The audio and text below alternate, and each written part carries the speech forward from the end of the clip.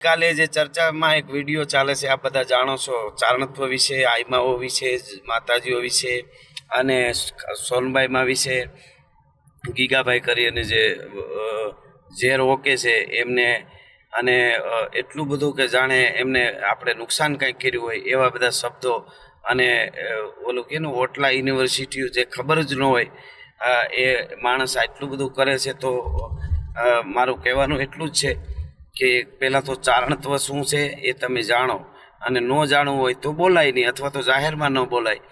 અને ચારણ 18 વર્ણ સાથે જોડાયેલા છે. ચારણોએ કોકના માટે ત્રાગા કર્યા છે, કટારો નાખી દીધી છે પોતાના ગળામાં. એવા દરેક જ્ઞાતિ માટે ચારણોએ બલિદાન દીધા છે. ચારણોએ માગ્યું નથી, માગવા એવો વખત આવ્યો છે ને આ ઉજળો ઇતિહાસ બનાવવા માટે કીધું છે. ક્યાંક માથા માગ્યા, ક્યાંક હાવજ માગ્યા, એનો ઇતિહાસ રહી જાય. વૈયા તો બધા જ આવવાના છે.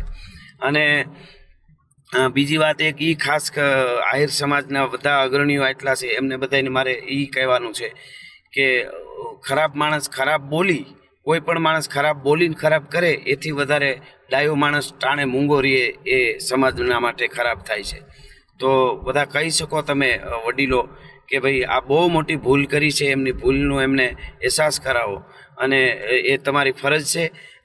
આદિ આવડ આઈથી લઈને આપણા જે સંબંધો છે ચારણ સમાજના, આહિર સમાજના, એના માથે ઉજળા દૂધ જેવા સંબંધની માથે કાળા છાંટા ઉડાડવાનું કામ કરે તો તમારી ફરજ છે એમને બરાબર રીતે તમે સમજાવો.